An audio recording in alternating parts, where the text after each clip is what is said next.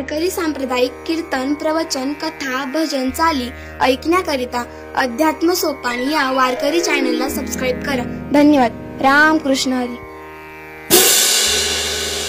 पंढरी गौरदा हरी विठ्ठल. श्री ज्ञानदेव तुकाराम. पंढरीनाथ भगवान की जय. सद्गुरु निवृत्तीनाथ महाराज की जय. मौली ज्ञानेश्वर जगद्गुरु तुकाराम महाराज की जय. सद्गुरु जोग महाराज की जय. महायुग पीठे तटे भीमरथ्यम वरं पुंडरीकाय दातं मुनींद्रैः समागत तिष्ठन्तमानन्द कंदम परब्रह्मलिंगं भजे पांडुरंगं वसुदेव सुतं देवं कंसचानूरमर्दनं देवकी परमानंदं कृष्णं वन्दे जगद्गुरुं. सीतानाथ समारंभात् श्रीरामाय मध्यमात् अस्मदाचार्यपर्यंत वंदे गुरु परंपरा. जयांची क्रिया स्मरण होय सकळ विद्यांचे अधिकरण. तेची वंदो श्री चरणाते सद्गुरूचे नमस्कार. आता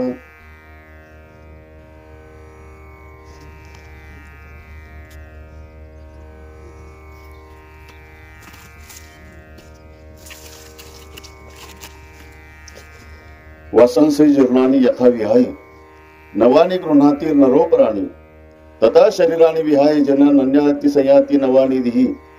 जैसे जीर्ण वस्त्र सांडीजे मग नूतन वेडीजे तैसे देहांतराते स्वीकारीजे चैतन्य नाथे. प्रवचनाकरता निवडलेला श्लोक, प्रवचनाकरता निवडलेली ओवी ही ग्रंथराज गीतेच्या दुसऱ्या अध्यायातील श्लोक क्रमांक 22 आणि ओवी क्रमांक 144 अशा प्रकारची निवडलेली आहे. त्याच्यावर आपण चिंतन करणार आहोत, प्रवचन करणार आहोत. पण प्रवचन ज्या निमित्ताचं आहे ते निमित्त जरी सर्वांना ज्ञात असलं तरी या ठिकाणी उल्लेख करणं आवश्यक आहे. कैलासवासी गंगा भगीरथीच्या हवाई निवृत्ती सनद आईला जाऊन आज 10 दिवस होत आहेत. आपल्या भजनी मंडळातील हरिभक्तीपरायण अरुण भाऊ यांच्या त्या मातोश्री आहेत. 10 दिवसानंतर केला जाणारा विधी त्याला दशक्रिय विधी म्हटलेला आहे. तो विधी या ठिकाणी संपन्न होतो. तो का केला जातो, का करावा लागतो, केला तर फायदा काय, नाही केला तर तोटा काय, असे फायदे तोटे शास्त्रामध्ये त्याचे सांगितलेले आहेत. तो विधी करावाच का त्याचंही चिंतन होईल. अनेक प्रश्न आहेत. त्यातल्या काही प्रश्नांची उत्तर आज आपल्याला प्रवचनातून ऐकायची आहेत. मनुष्य जन्माल्यापासून तर मरेपर्यंत त्याच्या मनामध्ये काही प्रश्न असतात. काही प्रश्नांची उत्तरं सुटली जातात, परंतु काही प्रश्नांची अजूनपर्यंत उत्तरं सुटली नाही आणि काहींची सुटणार पण नाही. जोपर्यंत अध्यात्माचा सहवास, जोपर्यंत अध्यात्माचं वाचन, जोपर्यंत अध्यात्माचं श्रवण घडत नाही तोपर्यंत या प्रश्नांची उत्तरे सुटणार नाही. म्हणून आज जीवनातल्या काही प्रश्नांची उत्तरं या प्रवचनाच्या माध्यमातून सुटणार आहेत. पहिला प्रश्न, मी कोण? दुसरा प्रश्न, जन्माला येण्याच्या अगोदर आपण होतो कुठं? तिसरा प्रश्न, मृत्यूनंतर जाणार कुठं? जगतातले असंख्य प्रश्न आहेत. त्या प्रश्नांची उत्तरं सुटतील नाही सुटतील त्याने जीवनामध्ये काही फरक पडत नाही, काही पडलाही नाही.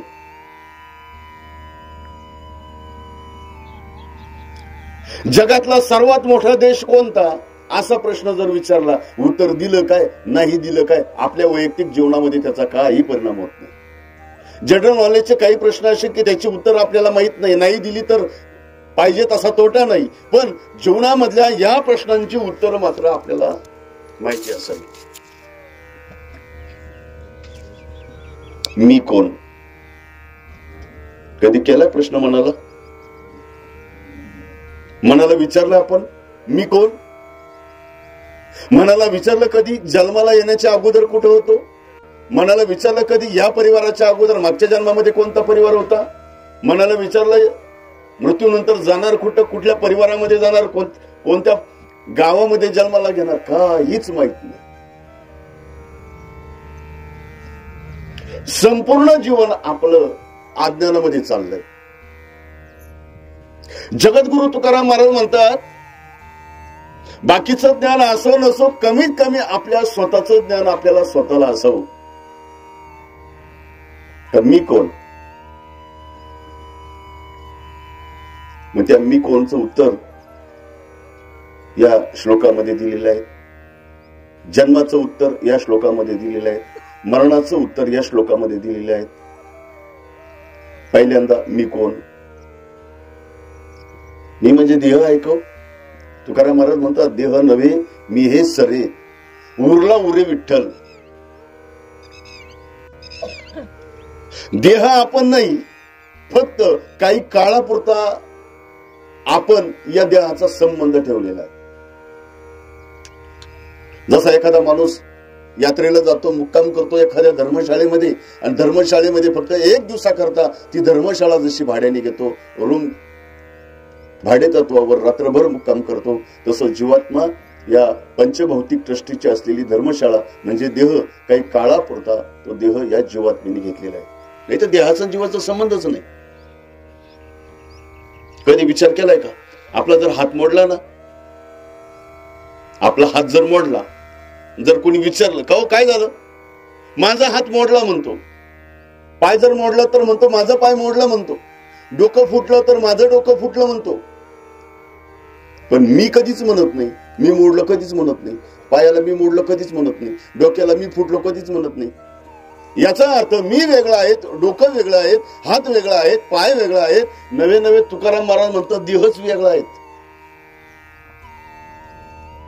पण झालं काय, या जीवाने देहाचा संबंध केला, एवढा केला एवढा केला, या देहालाच मी म्हणायला लागला. लक्षात येते ना? पण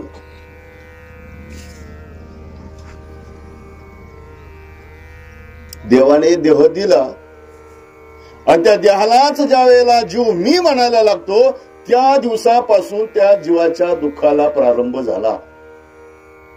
दुःखाला प्रारंभ कधी? ज्या दिवशी जीवात्मा देहाला मी म्हणायला सुरुवात करतो, त्या दिवसापासून दुःखाला सुरुवात आपल्या जीवनात. तुम्ही जन्माला आलेलं बाळ पाहिलं का? नुकतं जन्माला आलेलं 2 महिन्याचं 3 महिन्याचं. फक्त प्रयत्न करा घरी गेल्यावर. काय करा? 2-4 ग्रॅमची अंगठी त्याच्या बोटामध्ये घाला. बोटामध्ये जर त्याची अंगठी घातली ना, ती हसत नाही, काढून घ्या, रडत नाही. कारण सोन्याबद्दल ममत्व नाही, सोन्याबद्दल माझेपणा नाही, सोन्याची किंमत त्याला माहित नाही, आपलं परक कळत नाही. तीच अंगठी काढून जावयाच्या बोटात घाला, हसल का रडल? हसल. 8 दिवसांनी काढून घ्या. का बरं? त्याला आपलं कळतं, परक कळतं. तुकाराम महाराज म्हणतात, जन्माला आलेलं बाळ मुक्तच असतं. फक्त होतं काय? मुक्त होता परी, बळे झाला मुक्तच राहत. ते जसा चिखलाचा गोळा असतो ना, त्याला आपलं परक कळत नाही, माझं तुझं कळत नाही, सोनं चांदी कळत नाही, सुख दुःख कळत नाही. कारण तो भगवान परमात्म्याचा अंश असतो, आनंदमय स्वरूपात असतो. त्याला कशाचाही लवलेश राहत नाही. भगवान परमात्मा कसा आहे? भगवान परमात्मा गीतेमध्ये वर्णन करतात, ममैव वंशो जीवलोके जीवभूत सनातनः मनःषष्ठानींद्रियाणि प्रकृतिस्थानी कर्षति. हा जीवात्मा भगवान परमात्म्याचा अंश आहे, म्हणून तो जन्माला आल्या आल्या मुक्त असतो. पण होतं काय माहिती? जन्माला आलं, हळूहळू बोलायला लागलं, हळूहळू त्याला कळायला लागलं. घरातले लोक सांगतात, बाळ्या ही तुझी मम्मी आहे, बाळ्या हे तुझे पप्पा आहेत, बाळ्या हे तुझे आजोबा आहेत, बाळ्या हे तुझी आजी आहेत, हे तुझे काका आहेत. हे तुझं तुझं त्याच्या मनावरती बिंबवल्या जातं. हे तुझं माझं त्याला शिकवल्या जातं. तू काही शिकून येत नाही. मग हळूहळू ते माझं माझं माझं माझं म्हणायला सुरुवात करतं. आणि मग माझं म्हटलं का दुःख झालं. घेऊन या छंद माझं माझं. म्हणून तर शास्त्राने सांगितलं, ज्या क्षणाला या देहाला या संसाराला माझं म्हणायला सुरुवात केली, का त्या क्षणाला जीवनामध्ये दुःखाला सुरुवात झाली. जगतामध्ये असंख्य माणसं मरतात, दररोजचे मरतात, सेकंदाला मरतात. पण आपल्याला दुःख का होत नाही? काही संबंधच नाही. ज्या वेळेला कळतं ना, फोन येतो, तुझी सासू गेली, तुझा चुलता गेला, तुझा आजा गेला, तुझा मामा गेला, हे तुझं कळलं का? मग जीवनामध्ये दुःखाला सुरुवात. कसं काय गेला? म्हणजे याचा अर्थ शास्त्राने असा उल्लेख केला की जीवनामध्ये एकतर दुःखच नाही. दुःख सुरुवात कधी होणार? ज्या क्षणाला देहाला माझं म्हणणार, ज्या क्षणाला संसार माझा म्हणणार, ज्या क्षणाला मी माझ्यापणा आपल्याला चिटकणार, त्या क्षणाला दुःखाला प्रारंभ.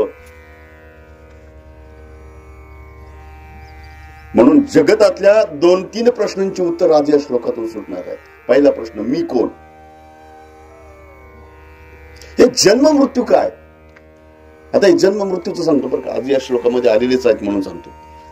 आपला श्लोक आहेत, वासांशी जीर्णानी यथावी आहे नवानी गृणाती नरोपराणी.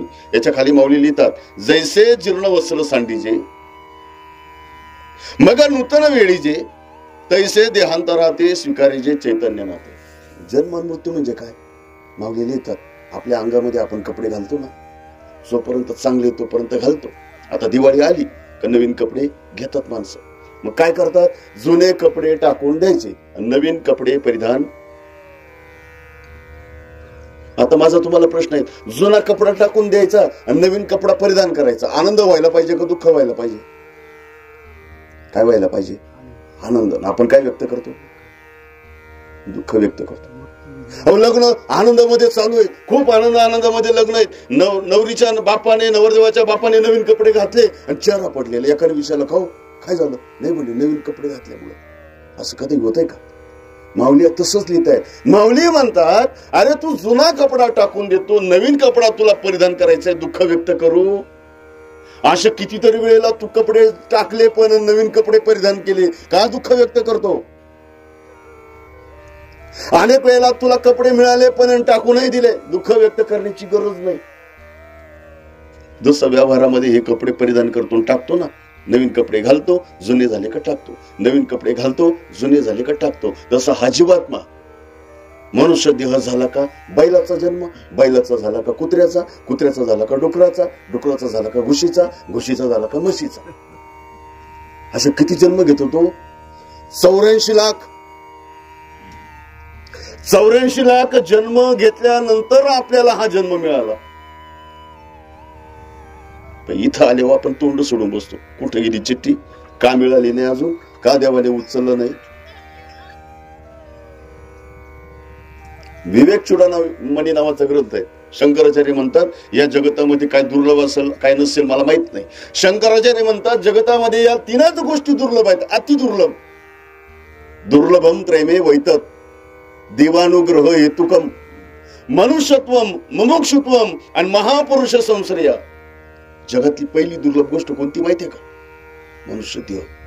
लय दुर्लभ आहे, त्याची किंमत आपण ठेवली नाही. नाही तर या जगतामध्ये याच्यापेक्षा महागडी वस्तूच नाही. हिरा पण नाही बरं का, सोनं पण नाही.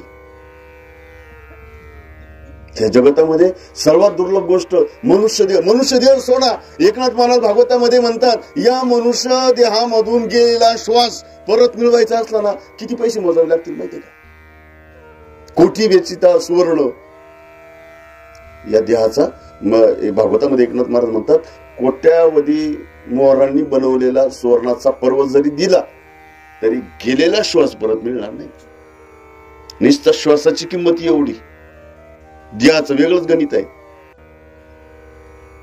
अनेक वेळेला मी माझंच उदाहरण सांगितलं. दात काढायला गेलो होतो नाशिकला, डेंटल हॉस्पिटलला, मेडिकल कॉलेजला. त्यांनी सांगितलं, एक कार्ड दात काढायचा, हलतोय तो काढायचा, दुसरा बसवायचा, तुम्हाला 14,500 रुपये लागतील. किती? म्हटलं येतो पुढच्या, मला वाटतं 1,500 मध्ये होऊन जाईल. घरी आलो, कॅल्क्युलेशन केलं, एक दात जर 14,500 आपल्याला दात किती आहे?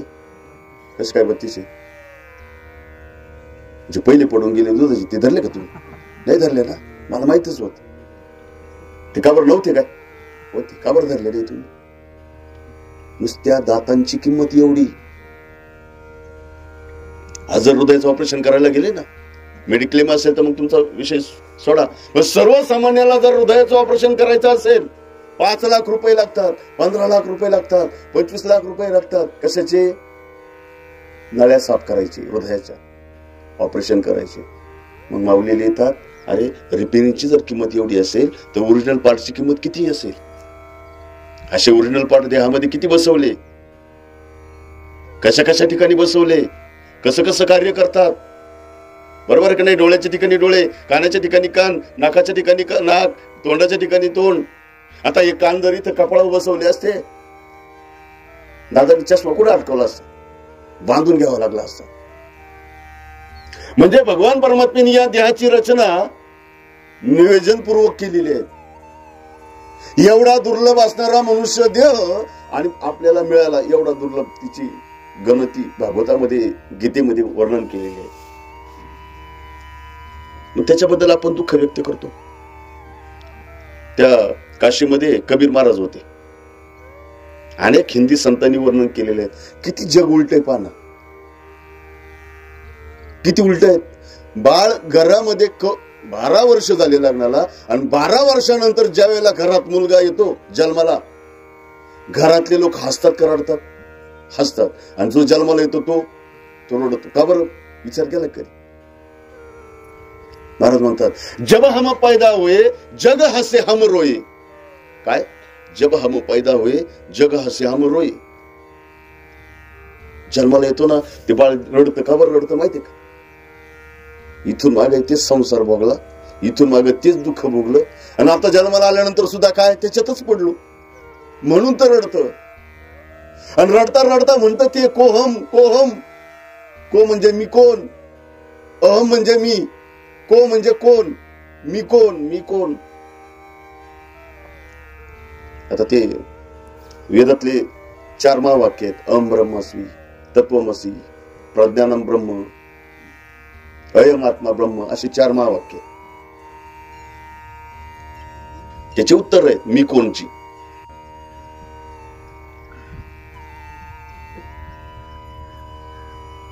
जन्माला येण्याच्या वेळेला बाळ रडतं, घरातले हसतात. ज्या वेळेला तेच बाळ मोठं होतं ते मरताना मात्र हसत मुखाने मरतं. आणि घरातले झालं का नाही उलट? सगळं उलट आहे. म्हणून तर भगवान परमात्मा सांगतात अर्जुना, लोकांना जन्मही कळाला नाही, लोकांना मृत्यू कळाला नाही. लोकांना जन्माची व्याख्या कळाली नाही, लोकांना मृत्यूची व्याख्या कळाली नाही. आणि ते जन्म मृत्यूची व्याख्या या श्लोकामध्ये दिलेली आहेत. वसंसी जीर्णानी यथा विहाय नवानी गृह्णाती नरोपराणी तथा शरीराणी विहाय जन नन्यानी संयाती नवानी देही. या जगताचं वर्णन आता त्या भागवतामध्ये एक उदाहरण आलेलं आहे. मला वाटतं काल परवा त्या जळगावला कीर्तनामध्ये सांगितलं मी. आता दृष्टांतांनी तुम्हाला लगेच कळेल म्हणून दृष्टांतच सांगतो. भागवतामध्ये एक दृष्टांत असा आलेला आहे, लक्षपूर्वक फक्त ऐका. जनक राजा होता. जनक राजा, जनक राजा सामान्य राजा, नुसता राजा नव्हता, विदेही स्वरूपाला प्राप्त झालेला जनक राजा. ते जनक राजाने जेवण केलं, झोपला.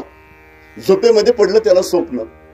काय स्वप्न पडलं? एका परकीय राजाने आक्रमण केलं आपल्या राज्यावरती. जनक राजाला बंदिवान बनवलं आणि प्रजेमध्ये सोडून दिलं. आणि प्रजेला सांगितलं जो कोणी या जनक राजाला भीक वाढेल त्याला फासावर दिलं जाईल. कुणीच वाढेल ना त्याला.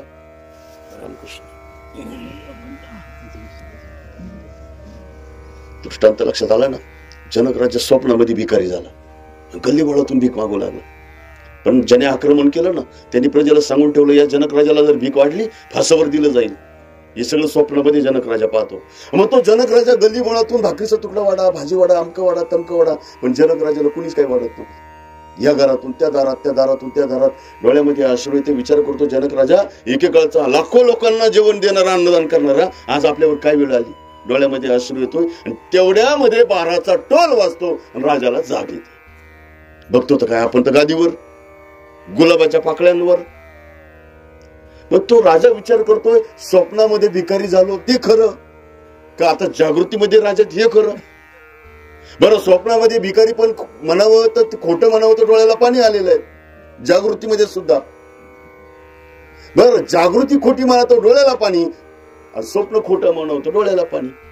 दोन्ही कोण प्रश्न पडला. सकाळ उजडली, दरबार भरला. दरबारामध्ये पूर्वीच्या काळामध्ये त्या जनक राजाच्या दरबारामध्ये पंडित असायचे. पंडितांना प्रश्न विचारला, यांनी प्रश्नच तयार करून ठेवला. हे खरं की ते खरं? प्रश्न काय केला? हे खरं का ते खरं? आता दरबार भरलेला होता. जनक राजांनी प्रश्न विचारला बघा पंडितांना. अनेक प्रश्नांची उत्तरं तुम्ही दिली पण हा वेदांतिक प्रश्न आहेत, मला याचं उत्तर द्या. सांगा हे खरं की ते खरं? प्रश्नच कळा नाही कोणाला. आता प्रश्नच कळा नाही तर उत्तर कसं काही? या पंडिताला विचार, त्या पंडित, या काही पंडिताला प्रश्नाचं उत्तर देता आलं नाही. जसे उचलले पंडित टाकले मधी. फुकट तुम्हाला पोचतो, फुकट तुमच्यावर खर्च करतो, लाखो रुपयाचा खर्च, तुम्हाला राहायला घर, तुम्हाला खायला, तुम्हाला वस्त्र, तुम्हाला पगार, फुकट तुम्ही राग आला लगेच कैद केले. नगरीतले विद्वान बोलवले, दुसऱ्या नगरीतले बोलवले, परराज्यातले पंडित प्रश्नाचं उत्तर द्यायला येऊ लागले, पण प्रश्नच असा होता की त्याचं उत्तरच कोणाला सुटावं. त्याच नगरीमध्ये एक 8 वर्षाचा मुलगा नदीवर आंघोळीला गेला होता. त्याला काही मुलांनी बुडवलं. एक मुलगा म्हटला नका रे, त्याला बाप नाही. त्या मुलाने विचार केला, मला बाप नाही. घरी गेला रडत रडत, आईला विचारलं, आई मला बाप. म्हटले आई कुठे आहेत? म्हटले जनक राजाच्या प्रश्नाचं उत्तर द्यायला गेले. जनक राजाचा प्रश्नच असा होता की त्याचं उत्तर कोणालाच देता येत नाही. म्हटले कसं देता येत नाही? या जगतामध्ये असा प्रश्नच नाही की त्याला उत्तर नाही. असा कोणता प्रश्न आहे जातो लगेच उत्तर देतो, माझ्या बापाला नाही, सगळ्या पंडितांना सोडून घरी आणतो? कारण तो मुलगा सामान्य नव्हता. कोण होता तो? भागवत ऐकलं ना? कोण होता तो? नाही माहिती. अष्टवक्र. काय नाव होतं त्याचं? अष्टवक्र. त्याचं नाव का बरं पडलं अष्टवक्र माहितीये का? 8 ठिकाणी वाकडा होता. का बरं वाकडा होता माहितीये का? आता नाही का बरं 8 ठिकाणी वाकडा होता? तो ज्या वेळेला आईच्या गर्भात होता ना, बाप ज्योतिषशास्त्रातलं गणित सोडत होते. रात्रभर सुटत नव्हतं. 3 वाजले रात्रीचे, गणितच सुटत नव्हतं. वैतागून गेला त्याचा बाप. मग त्या मुलाने आईच्या गर्भातून उत्तर दिलं बापाच्या प्रश्नाचं. त्या मुलाने उत्तर बरोबर दिलं, पण मुलाने दिलं. आणि मुलाने बापाला ज्ञान सांगू, राग आला वडिलांना, त्या पत्नीच्या गर्भावरती लात मारली. गर्भ 8 ठिकाणी वाकडा झाला. तो ज्या वेळेला जन्माला आला ना, विद्रूप चेहरा, 8 ठिकाणी वाकडा. मग 8 ठिकाणी वाकडा असल्यामुळे त्याचं नाव काय ठेवलं? पूर्वीची नावच अशी होती, अष्टवक्र. पूर्वीचं नाव. त्या यमदरबारामध्ये एक कारकून होता. काय नाव त्याचं? चित्रगुप्त. माहितीये ना? त्याचं नाव चित्रगुप्त का बरं पडलं माहितीये का? आपण जन्माला येतो, पाप करतो, पुण्य करतो, किती करतो, कसं करतो हे पाहायला कोणीच नाही. आणि आपण तसंच जीवन जगतो. कोण पाहायला येतं आपल्याला? समजा आता हरभरे पेरले आणि त्याला हरभरे लागले आणि गेलो शेतामध्ये फेरफाटका मारायला. दुपारची वेळ कोणीच शेतामध्ये नाही आणि बांधावरून चाललो. आपल्या शेतामध्ये हरभरा, शेजारच्या शेतामध्ये हरभरा, आणि समजा आपल्याला हरभरा खावा वाटला, कोणाच पडतो आपण? हाय का नाही गंमत? विचार करतो, आपल्याला कोणी पाहत नाही. पण ज्या दिवशी आपला जन्म होतो ना, त्याच दिवशी आपल्या जीवावरती पाप पुण्य मोजण्याकरता कॅमेरा बसवलेला असतो. सिटीमध्ये गेल्यानंतर, शहरामध्ये गेल्यानंतर, मॉल नावाची इमारत, गेट पासून तर टेरेस पर्यंत हजारो कॅमेरे बसवलेले असतात. चित्रीकरण चालू राहतं. मग जन्माल्यापासून तर मरेपर्यंत प्रत्येक जीवावरती जो कॅमेरा बसवलेला असतो ना, ते चित्रीकरण करत राहतं. पाप पुण्याचं, वाईट चांगल्याचं. मग ते चित्रीकरण ज्याच्या जवळ गुप्त राहतं ना, त्याचं नाव चित्रगुप्त. पूर्वीचे नावच असे होते. आता काय नाव राहिले? नाव गंगूबाईन, घरात पाण्याचा थेंब नाही. आता नको इथे एखाद्याचं नाव निघालं, ती जागा नाही. पूर्वीची नावं अशी होती. पूर्वीची नावं विचारपूर्वक कर्मावरून ठेवली जायची. याचं नाव काय होतं? अष्टवक्र. आईचं दर्शन घेतलं. आई माझ्या बापाला नाही, सगळ्या पंडितांना सोडून आणतो. गेला दरबारामध्ये. दरबार रोज नवनवीन पंडित प्रश्नाचं उत्तर द्यायला येत होते. दरबार भरलेला होता. प्रसंग डोळ्यासमोर आणा. सिंहासनावरती राजा बसलेला, समोर पंडित बसलेले. जनक राजाचा प्रश्न होता, हे खरं की ते खरं. एकाला उत्तर देता येत नव्हतं. प्रयत्नपूर्वक ते पंडित प्रश्नाचं उत्तर देण्याकरता येत होते. तेवढ्यामध्ये हा अष्टवक्र नावाचा मुलगा दरबारामध्ये हजर झाला. आता ते वाकडं अंग, त्याचं चालणं, विद्रूप चेहरा, आणि त्याला पाहिलं त्या पंडितांनी. खदखद हसायला लागली. त्याचं चालणं पाहून, त्याचं रूप पाहून जनक राजाला सुद्धा हसू आवरेना. जनक राजा हसू लागला. मग 5 मिनिटांनी जनक राजाने हात वर केला. सर्व दरबार स्तब्ध केला. त्याला 4 प्रश्न विचारले. तू कोण? कुठून आला? काय आला? हसतो का? किती प्रश्न विचारले? 4. त्या अष्टवक्राने सांगितलं, बघा मी कोण, कुठून, का आलो हे नंतर सांगतो. हसतो का ते ऐका पहिलं काय ऐका तुम्ही. मी हसतो का? म्हटले का बरं हसतो? मग त्या अष्टवक्राने सांगितलं, जनक राजाला महाराज मी ग्रंथामध्ये तुमचं नाव ऐकलेलं आहे. विधी स्वरूपाला गेलेले जनक राजा. या जनक राजाच्या दरबारामध्ये मोठमोठे विद्वान पंडित असतात असं मी ग्रंथामध्ये वाचलं, कानाने ऐकलं, कीर्तन प्रवचनामध्ये. म्हटले मग काय झालं? पण इथं आलो मला तर तसं काही दिसत नाही. म्हटले मग काय दिसतं तुला? तुमच्या दरबारामध्ये एकही विद्वान पंडित मला दिसत. म्हटले मग हे कोण आहेत? म्हटले विद्वान नाही, हे सगळे चंबार आहेत. कोण आहेत? चर्मकार, चंबार. मग म्हटलं दरबार दचक. म्हटले असं का बरं बोलतो? म्हटले बरोबर आहे, चंबारच आहेत, एकही विद्वान. म्हटले असं का म्हणतो? म्हटले मी दरबारामध्ये आल्या आल्या तुम्ही का हसले? म्हटले तुला पाहून. म्हटले मला? म्हणजे या स्वरूपाला? म्हणजे चंबड्याची तुम्ही परीक्षा घेतली आणि चंबड्याची परीक्षा घेणारे कोण म्हणजे चंबर, मग तुम्ही चंबरच आहे. चंबड्याची परीक्षा घेणारे कोण चंबर. मग मात्र दरबार दचकला.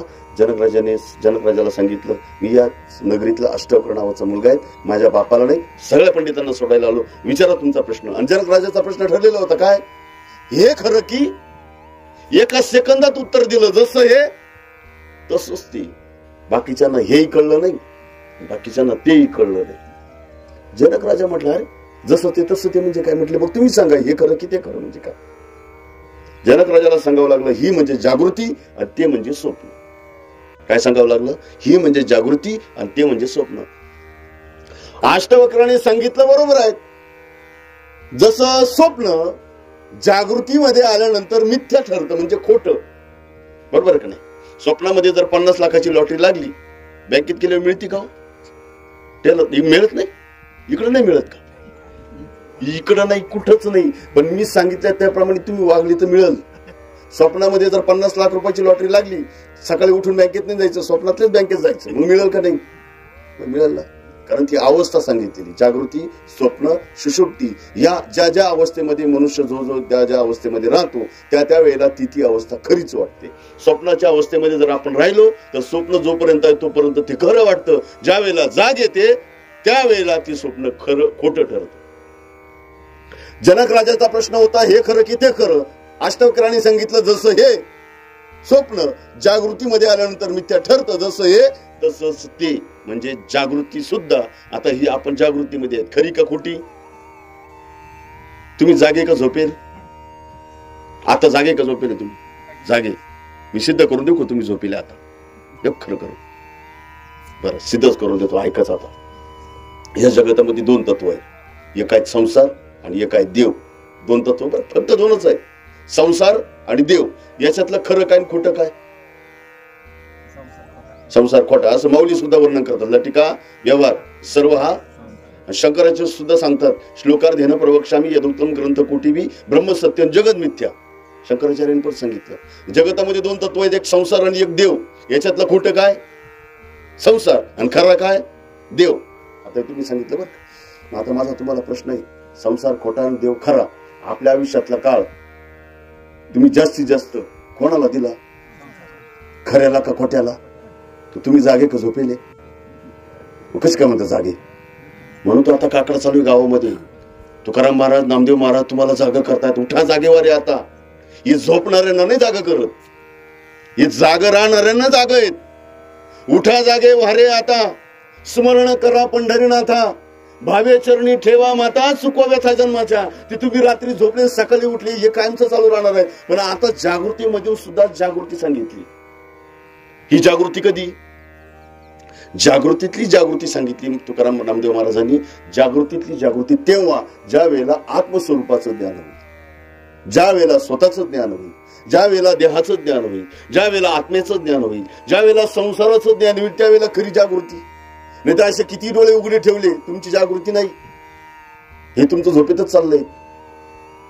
आणखी एक, बोल अबोलणे बोले, बोल बोले अबोले, जागे आत निजले, कैसे घरात घरकुल केले, नेनो अंधार ना उजळले का. आणि वासुदेव करीतो. हे वासुदेव प्रकरण तुम्ही सामान्य समजू नका. मी एक कीर्तन केलेलं आहे सिन्नरला, उठा जागेवारी आता. ही आत्मजागृती सांगितली. आणि जोपर्यंत ही जागृती नाही ना तोपर्यंत काही खरं नाही, तोपर्यंत दुःखच दुःख आपल्या मागं. 3 प्रकारचं अज्ञान आहेत आपल्या ठिकाणी. म्हणजे 3 प्रकारची जागृती होणं गरजेचं आहे. पहिली जागृती मी कोण, दुसरी जागृती हा संसार काय, आणि तिसरी जागृती देवाची. हे तिन्ही पण अज्ञानामध्ये आपण मरेपर्यंत या जागृतीमध्ये येतच नाही. तुकाराम महाराज म्हणतात, देवाचं याचं त्याचं सोड, कमी कमी तुझं ज्ञान तुला पाहिजे ना. ज्या देहामध्ये तू आला, या देहाचं ज्ञान पाहिजे का नाही. हा देह म्हणजे काय, त्या देहामध्ये जीवात्मा म्हणजे काय, जन्म म्हणजे काय, मृत्यू म्हणजे काय, या देहाबद्दल. आता मी सुरुवातीला सांगितलं, या जगतामध्ये ज्या क्षणाला या देहाला माझं म्हणायला सुरुवात करतो त्याच क्षणाला दुःखाला सुरुवात होते.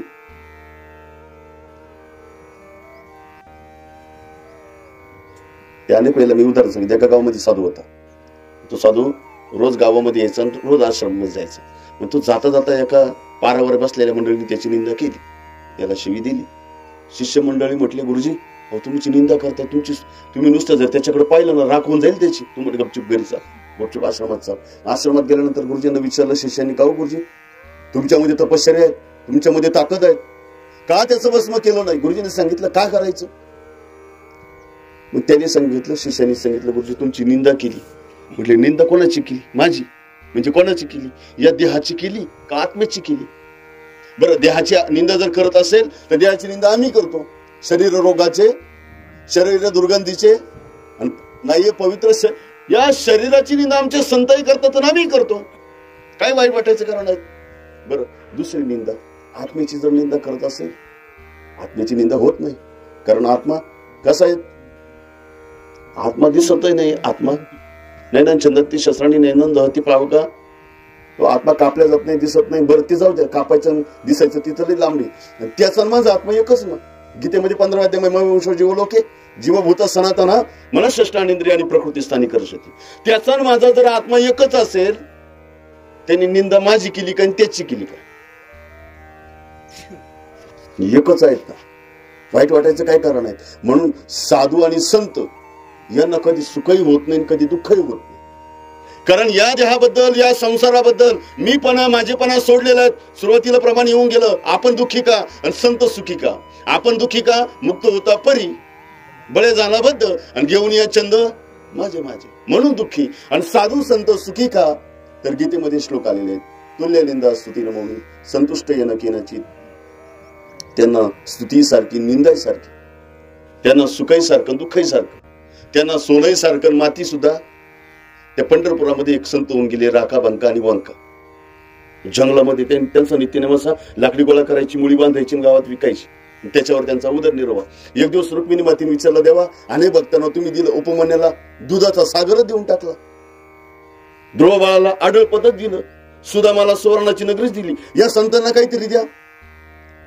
म्हटले रुक्मिणी, अगं घेणाऱ्यांमधले हे नाही, हे काही सुदामासारखे, ध्रुव बाळासारखे, उपमान्यासारखे नाही, घेणाऱ्यांमधले नाही, हे वारकरी संत आहेत. रुक्मिणी मातेने हट्टच केला, देवा काहीतरी द्याच, देवा काहीतरी द्याच. आणि मग रुक्मिणी मातेच्या आग्रस्तव पांडुरंगाने काय केलं? रत्नजडित सोन्याचं कड ज्या रस्त्याने ते संत येतात लाकडी गोळा करत करत, त्या रस्त्यामध्ये टाकलं. उन्हाळ्याचे दिवस, ते तिघ जण लाकडी गोळा करत चालायचे ना. त्यांचा चालण्याचा क्रम, सर्वात पुढे पती, काही अंतरावर पत्नी आणि 8 वर्षाची मुलगी सगळ्यात शेवटी. मग ते जाता जाता पहिल्यांदा ते सोन्याचं कडं त्या पतीला राखाला दिसलं. त्यांनी विचार केला, फुकटचं दण नको. म्हणून काय केलं? त्या सोन्यावरती माती टाकली. काय केलं? माती टाकली. विचार केला, पाठीमागून 2 स्त्रिया येतात, जरी त्या भगवत भक्त असल्या पण ते स्त्रिया आहेत, स्त्रियांना सोन्याचं तादात्म्य असतं. म्हणून त्या राखाने त्या सोन्यावरती माती लोटली, निघून गेला. पाठीमागून पत्नीनं बघितलं, आपला पती इथं वाकला पण काही उचललं नाही, पण बोटाचे ठसे तिला दिसले. काय वाकले, काय झाकलं असेल, म्हणून ती माती बाजूला केली. ती चमचम रत्नजडित सोन्याचं कडं वर आलं. टपकन डोळ्यामध्ये अश्रू आले. सोन्याचं तकडं आपल्याला नकोच होतं, जे आपले पती घेणार नाही आपण कसे घेणार? म्हणून तिला वाईट वाटलं. अजूनही आपल्या पतीचा आपल्यावर विश्वास नाही. टपटप डोळ्यामध्ये अश्रू आले, पण विचार केला आपल्यासाठी नसल झाकलं. मागं कोण आहेत? मुलगी आहेत, अज्ञानी आहेत, तिच्या करता झाकलं असेल. म्हणून तिनं पण माती लोटली, ती चालू लागली. पाठीमागून मुलगी आली, तिने विचार केला, आपला बाप, आपली आई इथं वाकली, पण हातातून काही उचललं, काय झाकलं असेल. म्हणून त्या जागेवर आल्यानंतर पाहिलं, बोटाचे ठसे, माती बाजूला केली, ते सोन्याचं चमचम करणारं कडं. ते सोन्याचं कडं पाहिलं आणि बोंबा मारायला सुरुवातच केली. पुढे गेलेले आई बाप पळत पळत आले, बाळा काय झालं? ऊन लागतं का? गाठा टोचला का? तब्येत बरी नाही का? म्हटले काहीच नाही. मग काय रडते? म्हटले पश्चाताप झाला. म्हटले कशाचा पश्चाताप झाला? म्हटले पश्चाताप याचा झाला का माझा जन्म तुमच्या पोटी झाला. काय म्हटली मुलगी? म्हटले बाळा असं का बोलते? म्हटले बरोबर आहे, तुमच्या पोटी जन्म घेऊन माझा जन्म वाया गेला. एवढा मोठा असलेला संसार जाळून टाकला आणि जंगलामध्ये आपण राहायला आलो. एवढी संपत्ती पिटून दिली आपण गावातली, जंगलामध्ये राहायला आलो आणि या लाकडांवरती उदरनिर्वाह करतो. अजूनही तुम्हाला सोन्यामध्ये आणि मातीमध्ये भेद दिसतो. संत काय वर्णन करतात आपले? सोने रूपे आमा मृतिके. तुम्हाला सोनं माती वेगळं दिसलं, अजूनही तुमच्यामध्ये ती वृत्ती आली नाही. याचा अर्थ तुमची भक्ती अजून सफल झाली आणि आशांच्या पोटी माझा जन्म झाला, म्हणून माझा पश्चाताप झाला. मला मग त्या आईबापांनी काय उत्तर दिलं तेवढं ऐका, सेवेला पुन्हा विराम देऊ. त्या आईबापांनी सांगितलं, बाळा आमच्या पोटी आमची भक्ती अपूर्ण आहे, आमच्या पोटी जन्म घेऊन तुझा जन्म वाया गेला असेल, पण तुला जन्म देऊन आमचा जन्म सफळ झाला. याला म्हणतात मीपणा, माझेपणा, या संसाराबद्दल विरक्ती. जसं सोन्याबद्दल सोडा, संसाराबद्दल सोडा, या देहाबद्दल सुद्धा अशी विरक्ती झाली पाहिजे. सुरुवातीला सांगितलं, हात मोडल्यानंतर माझा हात मोडला म्हणतो, पाय मोडल्यानंतर माझा पाय मोडला म्हणतो, डोकं फुटल्यानंतर माझं डोकं फुटलं म्हणतो, पण अजूनपर्यंत आपण विचार करायला तयार नाही का मी नेमकं कोण आहे. हात जर मी नसेल तर मी कोण, पाय जर मी नसेल तर मग मी कोण, डोकं जर मी नसेल तर मी कोण. या मीचं उत्तर, या जन्माचं उत्तर, या मरणाचं उत्तर, या संसाराचं उत्तर आजच्या या प्रवचनाच्या श्लोकामधून भगवान परमात्मा अर्जुनाला देत आहेत. वासांसी जीर्णानी यथा विहाय नवानी गृहाती नरोपराणी तथा शरीरानी विहाय जीर्णा नन्याती सयाती नवानी देही. माऊली लिहितात, जैसे जीर्ण वस्त्र सांडीचे मग नूतन वेडीचे तैसे देहांतरातील स्वीकारीचे चैतन्यनाथ. त्या जीवात्म्याने एक परिधान केलेला देह आहेत. आता एक सिद्धांत ज्ञानेश्वरी भावकथा करत असतो, त्याच्यामध्ये एक सिद्धांत आला, तेवढा सिद्धांत सांगतोच. माणूस मेल्यावर आश्चर्य मानतो आपण का जिवंत असल्यावर? नवल कशात आहे? मेल्यावर. खबर मेला, कस काय मेला? कालच भेटलो होतो, परवाच भेटलो होतो, कस काय मेला? माऊली काय लिहितात माहिती का? तू मेल्यावर आश्चर्य नका मानू, तुम्ही आता जिवंत आहे ना, हेच जगातलं आश्चर्य. काय तुम्ही आता जिवंत आहे? सिद्धांत ऐका आता. गीतेमधला श्लोक सांगतो, नवद्वारे पुरे देही नैव कुर्वन्न कारयन. भगवान परमात्मा सांगतात अर्जुना, या देहाला 9 छिद्र आहेत. किती छिद्र आहेत? नंतर मोजा निवांत. 9 द्वारे आहेत, 9 छिद्र आहेत. तरी सुद्धा आपण या देहामध्ये राहिलो कसं? आहे का नाही आश्चर्य? आता त्याच्याकरता एक दृष्टांत. मडकं घेतलं, मडकं, त्याला 9 छिद्र पाडले. कशाला? मडक्याला. सांगितलं जा तलावामधून भरून इथं प्रवचनापर्यंत आण. मग त्या माणसाने मडकं घेतलं, छिद्र असलेलं, तलावामध्ये बुडवलं आणि तुडुंब भरून तो माठ इथपर्यंत आणला. आता त्या मडक्याला 9 छिद्र, तलावामध्ये तुडुंब भरून मडकं भरलं, इथपर्यंत आणलं. पाणी राहील का गळून जाईल? गळून जाईल. मग इथपर्यंत पाणी राहिलं तर नवल का गळून गेलं तर नवल? राहिलं तर नवल. आता या मडक्याला 9 छिद्र आहेत, याच्यातून जीवात्मा गळून गेला तर नवल का राहिला तर नवल? मग तुम्ही कसं नवल मानता मेल्यावर? 9 छिद्र असताना सुद्धा हा जीवात्मा, आत्मा या देहामध्ये 80 वर्ष झाले बाबा, कस काय राहिला? 90 वर्ष, 85 वर्ष झाली, कसा राहिला? माणसं मेल्यावर नवल मानतात. म्हणून भगवान परमात्मा सांगतात, अर्जुना, या देहाबद्दल, या संसाराबद्दल, या जीवाबद्दल असंख्य प्रकारची अज्ञान जीवाच्या ठिकाणी दडलेली आहेत. याचे उत्तर शोधायचा प्रयत्न कुणी करत नाही. म्हणून या असंख्य प्रकारची प्रश्न, त्याची उत्तर या गीतेमध्ये 2ऱ्या अध्यायामध्ये भगवान परमात्मा सांगतायत. हा अनादि नित्य सिद्धू निरुपाधी विशुद्धू म्हणून शास्त्राधिकृत छेदू न घडे, या असे प्रश्न उपस्थित केले. त्या प्रश्नांची उत्तर भगवान परमात्मा अर्जुनाला सांगतात. त्याचं ट्रान्सलेशन माऊली लिहितात, जैसे जीर्ण वस्त्र सांडीजे मग नूतन वेडीजे देहांतराती स्वीकारीजे चैतन्यनाथी. दुःख व्यक्त करू नका. गेलेल्या जीवात्म्याच्या बद्दल जरी सांसारिक दुःख आपण व्यक्त केलं तर ते तेवढ्या पुरतं राहतं, पण निश्चितच त्या जीवाला पुढच्या प्रवासाला, पुढच्या जन्माला माऊली लिहितात, आगा कर्मे जे उरावे तेथे सुखदुःखे फळावे आणि मग त्या ते भोगावया यावे देहा एका. बँकेचं कर्ज काढतो, जोपर्यंत कर्ज राहतो तोपर्यंत हप्ते भरायचे. कर्जच संपल्यानंतर हप्ते भरायचं काही काम राहतच नाही ना. जोपर्यंत कर्म आहे तोपर्यंत जिवंत राहतो माणूस. कर्म संपलं का निघून जातो. हा जीवनाचा प्रवास आहे. एका गाडीमध्ये एकाच मुक्कामाची माणसं कधीच बसत नाही. नाशिकला जायचं म्हटल्यानंतर गुळवंच वरून गाडी निघाल्यावर काही प्रवासी सिन्नरला उतरतात, काही प्रवासी चिंचोलीला उतरतात, काही प्रवासी शिंदेपाडशीला उतरतात, काही प्रवासी नाशिकला, शेवटचे प्रवासी नाशिकला उतरतात. ज्याचं जेवढं तिकीट तेवढा त्याचा प्रवास, ज्याचं जेवढं कर्म त्याचा तेवढं आयुष्य. म्हणून या आयुष्याचं गणित शास्त्रामध्ये सांगितलेलं आहे. आयुष्य संपतं कधी? कर्म संपलं का आयुष्य संपतं. पुढच्या जन्मामध्ये त्याला जावं लागतं, पुढचं कर्म त्याला भोगावं लागतं. फक्त जाता जाता एक सिद्धांत कर्माचा एक लक्षामध्ये ठेवला पाहिजे. आपण कर्म फेडायला आलो, कर्म तयार करायला नाही आलो. काय सिद्धांत काय आहे? कर्म फेडायला आलो. माऊली काय लिहितात? आगा कर्मे जे उरावे आणि तिथे सुखदुःखे फळावे आणि मग त्या ते भोगावया यावे देहाय का. या देहामध्ये भोगायला आलो, तयार करायला नाही आलो. माणसं काय करतात? बँकेचं कर्ज काढतात आणि ते कर्ज फेडण्याकरता सोसायटीचं कर्ज काढतात. लक्षात येत ना. तसं या देहामध्ये आपण कर्म फेडायला आलो, नवीन कर्म तयार करू नयेत असा भाव या ठिकाणी व्यक्त करतो. पुनश्च एकदा त्या दशकविधीच्या निमित्ताने आपण जमलो. कैलासवासी गंगाबा कीर्ती चहाबाई निवृत्ती सनप आपल्या भजनी मंडळातील अतिशय अरुण भाऊ निवृत्ती सनप यांच्या त्या मातोश्री आहेत. मोठा परिवार आहे. या परिवाराला झालेलं आईचं छत्र, पोरकेपणा या दुःखातून त्यांना सावरण्याची शक्ती भगवान परमात्मा त्यांना देव असा भाव या ठिकाणी व्यक्त करतो. झालेली प्रवचनाची सेवा या ठिकाणी समाप्त करतो. कुंडली गौरदार विठ्ठल श्री ज्ञानदेव तुकाराम पंढरनाथ भगवान की जय. सद्गुरु निवृत्तीनाथ महाराज की जय. विठ्ठल विठ्ठल विठ्ठल.